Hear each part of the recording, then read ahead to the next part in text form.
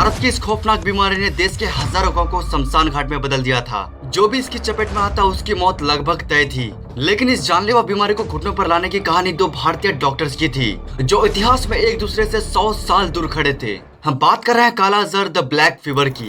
एक छोटी सी sand fly से फैलने वाली इस बीमारी ने बंगाल, बिहार और असम में ऐसी तबाही मचाई कि 1923 में इसने ऑस्कर विनर सत्यजीत रे के पिता और मशहूर लेखक राजकुमार रे तक को हमसे छीन लिया। तब इसका डेथ रेट 90% था। कहानी का पहला मोड़ आता है 1920 में कलकत्ता के एक छोटे से कमरे से। यहाँ डॉक्टर उपेंद्र नाथ ब्रह्मचारी ने पेनिसिलिन की खोज से भी पहले भारत की पहली स्वदेशी दवा बनाई, यूरिया स्टेबिमाइड। जो बीमारी 90% लोगों को मार देती थी, अब उसका क्यूर रेट 90% से ऊपर पहुँच गया। उन्होंने इसकी एक और स्टेज खोजी जिसे आज भी पीकेडीएल कहा जाता है। इस ऐतिहासिक काम के लिए उन्हें 2 बार नोबेल प्राइज के लिए नॉमिनेट किया गया और नाइटहुड की उपाधि मिली। लेकिन असली जंग अभी अधूरी थी।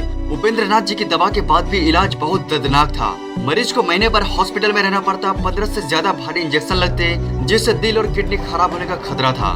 गरीब मरीजों के लिए यह नामुमकिन जैसा था। तभी एंट्री होती है कहानी के दूसरे नायक बीएचयू के प्रोफेसर डॉक्टर श्याम सुंदर की। कई सालों की रिसर्च के बाद साल 2010 में उनकी टीम ने दुनिया को चौंका दिया। उन्होंने साबित किया कि एम्बिसोम की महज एक सिंगल डोज से 95.7% मरीज पूरी तरह से ठीक हो सकते हैं। न हफ्ते भर की भर्ती, न दर्जनों सुइया, सिर्फ एक दिन, एक इंजेक्शन और बीमारी खत्म। WHO ने इस प्रोटोकॉल को तुरंत अपनाया और इसी साल 2026 में श्याम सुंदर को पद्मश्री से नवाजा गया। जहां कभी लाखों केस थे, वहीं 2023 में सिर्फ 595 और 2024 में 339 केस बचे।